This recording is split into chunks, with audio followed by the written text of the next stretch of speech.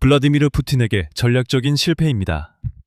오늘 세르비아 언론은 우크라이나 대통령 볼로디미르 젤렌스키와 세르비아 대통령 알렉산다르 부치치의 회담 결과를 이렇게 설명하고 있습니다. 8월 8일 볼로디미르 젤렌스키는 이 전쟁 역사상 처음으로 우크라이나 대통령으로서 세르비아를 방문했습니다. 이 나라는 수십 년 동안 발칸에서 모스크바에 가장 가까운 동맹국으로 여겨져 왔습니다. 그리고 스위스 매체 NZ세드는 이것을 정치적 금기 사항의 위반이자 블라디미르 푸틴에게 전략적인 실패라고 평가했습니다. 하지만 같은 날 부치치는 젤렌스키와의 회담에서 우크라이나와의 군사 협력이 전혀 논의되지 않았다고 공개적으로 부인했습니다. 즉 그는 서둘러 입장을 번복한 셈입니다. 그래서 여기서는 평가에 매우 신중해야 합니다. 왜냐하면 알렉산다르 부치치는 사안을 가볍게 치부할 수 있기 때문입니다. 그리고 세르비아 내부의 심각한 정치적 위기 속에서 블라디미르 젤렌스키의 방문을 자신의 개인적인 이익을 위해 이용할 수도 있습니다. 이번 방송에서는 실제로 어떤 일이 있었는지, 세르비아가 우크라이나와 유럽 쪽으로 방향을 바꿨는지 알아보겠습니다. 아니면 베오그라드가 또다시 오랜 기간 이어온 이중적인 게임을 하고 있는 것인지 살펴보겠습니다. 한편 터키가 우크라이나에 에테컴스 미사일 판매를 시작했다는 소식이 나오는 가운데 이에 대해서는 지난 방송에서 이야기한 바 있습니다. 앞서 알렉산다르 부치치가 베오그라드가 실제로 서방 파트너들에게 무기를 판매하고 있다는 사실을 확인했다는 점을 기억할 필요가 있습니다. 그리고 그 무기가 결국 우크라이나로 전달된다는 것을 잘 알고 있습니다. 제 이름은 알렉세이 패치입니다. 블라디미르 젤렌스키의 세르비아 방문 결과와 알렉산다르 부치치와의 대화, 이것이 우크라이나와 세르비아에 미치는 의미를 알아보겠습니다. 하지만 시작하기 전에 이 유튜브 채널을 구독해 주시길 부탁드립니다. 저희는 30만 구독자를 향해 가고 있으니 여러분의 구독과 좋아요 하나하나에 감사드립니다.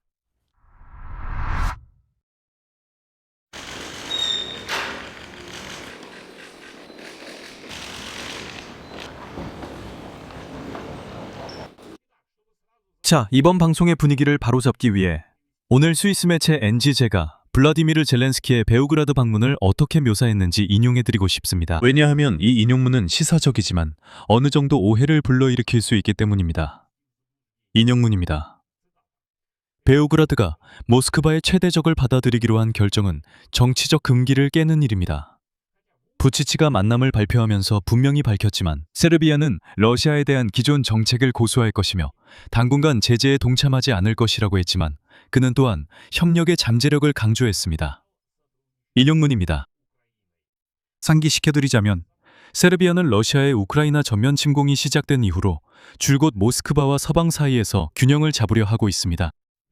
베오그라드는 우크라이나의 영토 부전을 인정하지만 여전히 러시아에 대한 유럽연합의 제재에는 동참하지 않고 있습니다. 하지만 우크라이나를 향한 선의의 의도 뒤에는 알렉산다르 부치치에게 나름의 그리고 그리 숨기지 않는 동기가 있습니다. 자국 국민, 더 정확히는 일부 유권자들에게 서방, 심지어 우크라이나와의 대화에 나설 준비가 되어 있음을 보여주려는 것입니다. 알렉산다르 부치치는 유럽연합과 보조를 맞추는 듯한 모습을 급히 보여주면서도 동시에 노골적인 친우크라이나로는 비치지 않으려 합니다. 사실 세르비아는 2012년부터 공식적으로 유럽연합 가입 후보국입니다. 반면 우크라이나는 세르비아보다 10년이나 늦게 이런 지위를 얻었지만 개혁 속도에서는 세르비아를 앞질렀습니다. 베오그라드의 유럽연합 가입 협상은 수년째 교착 상태에 빠져 있습니다. 브뤼셀은 법치주의 문제로 세르비아를 비판하고 있습니다. 코소보 문제에 대한 진전이 없고 러시아에 대한 제재에 동참하려는 의지가 부족하다는 점도 지적하고 있습니다. 따라서 젤렌스키와의 만남은 세르비아가 서방과 더 긴밀히 협력할 준비가 되어 있다는 신호가 될 수 있습니다. 우크라이나의 코소보에 대한 입장도 중요한 역할을 합니다. 사실 키예프는 공식적으로 옛 세르비아 지방의 독립을 인정하지 않고 있으며 부치치는 우크라이나의 이러한 입장을 긍정적으로 평가한다는 점을 숨기지 않습니다. 이것은 드문 경우입니다. 두 나라의 이해관계가 직접적으로 일치하는 드문 경우입니다. 서방 언론들은 젤렌스키와 부치치의 회담에서 논의될 수 있는 주제 중 하나가 바로 방위 분야의 비밀 협력과 드론 공동 생산임을 지적하고 있습니다. 독일 매체 프랑크푸르터 알게마이네에 따르면 세르비아, 우크라이나, 아랍에미리트가 무인기 기술 개발 분야에서 3자 협력 모델을 구축할 수 있다고 합니다. 이것이 진정한 돌파구가 될 수 있습니다. 또한 각국은 자유무역 협정과 에너지 분야 협력에 관한 합의를 마무리할 계획입니다. 그리고 스위스 매체 NG제가 전한 젤렌스키의 세르비아 방문에 대한 최종 평가는 매우 강경합니다. 베오그라드에서 열린 정상회담은 푸틴에게 전략적인 실패라고 평가했습니다. 젤렌스키는 지금 발칸에서 모스크바의 가장 중요한 동맹국과 협상 테이블에 앉아 있습니다. 키예프에게 이것은 상징적인 승리입니다. 우크라이나는 러시아의 영향권에 성공적으로 도전하고 있습니다. 하지만 젤렌스키와 부치치의 이 아름다운 만남의 그림을 심각하게 흐리게 하는 것이 있습니다. 알렉산더르 부치치. 본인은 젤렌스키와의 만남에서 세르비아와 우크라이나 간의 군사협력 문제가 논의됐다는 것을 서둘러 공개적으로 부인했습니다. 지금은 그런 일 없다고 했습니다. 그리고 전쟁이 끝난 후에 어떤 일이 일어날지는 부치치의 말에 따르면 완전히 다른 문제라고 했습니다. 즉, 젤렌스키의 방문이 이미 서방 언론에서 푸틴에 대한 전략적 타격으로 불리던 바로 그날, 직접적으로 이런 해석의 가장 민감한 부분, 즉 공동무기 생산 문제를 부인했지만 동시에 그 거래가 오늘이 아니라 미래에 관한 것일 수 있다고 암시했습니다. 또한 세르비아 야당이 젤렌스키의 베오그라드 방문을 러시아와의 관계에 대한 위협으로 간주했다는 점도 주목할 만합니다. 즉, 세르비아 내부에서도 현재 상황이 세르비아의 이익이 된다는 데에 대한 의견이 일치하지 않습니다. 하지만 이것은 세르비아인들이 선거운동을 시작했다는 것을 보여줍니다. 제가 이 말을 그냥 하는 게 아닙니다. 사실 세르비아 대통령 알렉산다르 부치치는 이미 6월에 다음 주 안에 대통령직에서 물러나겠다고 밝혔고 조기 대통령 및 의회 선거 실시를 지지한다고 발표했습니다. 이 발표는 이미 1년 반 넘게 전국적으로 계속되고 있는 학생들의 대규모 시위 속에서 나왔습니다. 하지만 문제는 부치치가 스스로 물러나지 않더라도 그의 두 번째이자 마지막 대통령 임기는 어쨌든 2027년 봄에 끝난다는 점입니다. 따라서 젤렌스키의 방문이 부치치의 정당이 브뤼셀의 정책에 발맞출 준비가 되어 있다는 선거용 선전으로 이용될 수도 있습니다. 하지만 이것이 의미하는 바는 부치치가 평소 하던 수사를 넘어서지는 않을 것입니다. 이 부분은 나중에 다시 말씀드리겠습니다. 지금은 부치치가 전쟁 자체에 대해 직접적으로 한 발언에 대해 이야기해 봅시다.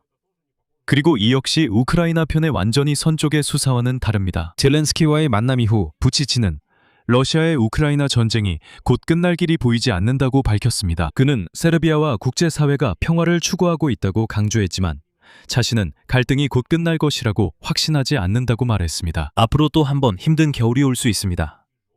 이는 우크라이나인들뿐 아니라 전 세계 다른 나라들도 마찬가지입니다. 이것은 그의 이전 발언, 그리고 훨씬 더 우려스러운 발언과도 일치합니다. 왜냐하면 이전에 부치치는 제3차 세계대전을 막는 것이 어려울 것이라고 말했기 때문입니다. 그리고 그 전쟁은 이미 자원 확보를 둘러싼 전 세계적 경쟁 때문에 시작됐을지도 모릅니다. 그는 러시아가 우크라이나와의 전쟁에서 이기기는 힘들 것이라고 강조했습니다. 하지만 러시아가 그 전쟁에서 질 수도 없습니다. 왜냐하면 핵무기를 보유한 국가이기 때문입니다. 군사적으로 이길 수 없는 나라입니다. 부치치 대통령은 또한 지역 분쟁에서 전술 핵무기 사용 위험에 대해 경고했습니다. 그리고 많은 나라들이 지금 단지 시간을 끌고 더 큰 충돌에 대비해 시간을 벌고 있다고 언급했습니다. 또한 부치치 대통령의 발언 틀에 주목해 보시기 바랍니다. 이것은 친우크라이나도 아니고 친러시아도 아닙니다. 이것은 솔직하게 중립적이고 운명론적인 언어입니다. 이는 누구의 편도 들지 않으려는 사람의 언어입니다. 하지만 두 입장을 동시에 유지하기가 점점 더 어렵습니다. 하지만 중요한 것은 부치치와 푸틴의 관계도 여전히 남아있다는 점을 기억해야 한다는 것입니다. 제가 상기시켜드리자면 올해 5월, 즉 젤렌스키의 방문 불과 석 달도 채 안 된 시점에 부치치는 5월 9일 승전 기념일을 맞아 블라디미르 푸틴에게 축하 서한을 전달했습니다. 러시아 대사를 통해서였고 러시아 군인은 결코 패배할 수 없다고 이야기했습니다. 붉은 군대에 감사한 이야기였습니다. 그리고 그보다 앞서 그는 공개적으로 러시아에 제재를 가하는 것은 인용하자면 자기 민족의 영혼을 배신하는 것이라고 말한 적도 있습니다. 이런 표현은 솔직히 말해서 푸틴에게 등을 돌리고 젤렌스키와 서방을 향해 얼굴을 돌리는 지도자의 이미지와는 잘 어울리지 않는 표현입니다. 동시에 정확해야 하고 또 다른 극단으로 치우쳐서는 안 됩니다. 마치 세르비아가 단순히 모스크바의 꼭두각시인 것처럼 말이죠. 실제로 세르비아는 수년간 우크라이나에 무기를 생산하고 판매하며 전달해 왔습니다. 예를 들어 헝가리와는 달리 말이죠. 헝가리는 전혀 키이우에 무기를 공급하지 않는 나라입니다. 하지만 그렇다고 해도 세르비아는 한동안 자신들이 모스크바 편도, 브뤼셀 편도 아니라는 식으로 행동하려 했습니다. 바로 이런 이유에서입니다. 하지만 세르비아는 이것을 꽤 교묘하게 해왔습니다. 또한 러시아가 무기 공급 문제로 알렉산더르 부치치에게 강하게 압박했음을 말씀드리고 싶습니다. 그러나 그는 능숙하게 빠져나가며 모르는 척하기도 했습니다. 베오그라드의 공식 입장은 이렇습니다. 세르비아는 우크라이나 군대의 무기를 직접적이고 의도적인 방식으로 공급하지 않는다는 것입니다. 그러나 세르비아 군수품은 다른 나라를 거쳐 우크라이나로 갈 수 있으며 알렉산더르 부치치도 이를 숨기지 않았습니다. 구조는 단순하며 그들은 탄약을 생산합니다. 그들은 유럽의 한 나라에 판매하고 그 나라는 이를 우크라이나에 넘깁니다. 세르비아는 직접 넘기지 않는 척하지만 결국 우크라이나의 탄약을 계속 판매하는 셈입니다. 그리고 여기서 우리는 다시 정치로 돌아갑니다. 알렉산더르 부치치의 이런 이중성의 논리는 매우 단순합니다. 대략적으로 세르비아 인구의 절반은 이들은 주로 나이가 많은 세대로 러시아에 호감을 가지고 있습니다. 이런 정서를 무시할 수 없습니다. 그렇지 않으면 그는 권력을 유지할 수 없기 때문이죠. 그래서 이런 균형 잡기가 나오는 것입니다. 이것이 대중 앞에서 푸틴에게 보내는 편지입니다. 하지만 무기는 제3국을 통해 조용히 우크라이나에 보내고 있습니다. 브뤼셀도 이런 점을 높이 평가하길 바랍니다. 세르비아엔 모두가 친러시아적인 건 아니며 친유럽파와 친우크라이나파 시민도 있습니다. 그래서 부치치 대통령은 이런 유권자 집단들 사이에서 최대한 균형을 맞추려고 노력해야 합니다. 마지막으로 매우 중요한 점은 부치치 대통령이 현재 국내 정치적으로 강하지 않다는 것입니다. 다시 말씀드리겠습니다. 2026년 6월 말 대규모 반정부 시위가 벌어지는 가운데 부치치 대통령은 공개적으로 사임하고 조기 대통령 및 의회 선거를 실시하겠다고 발표했습니다.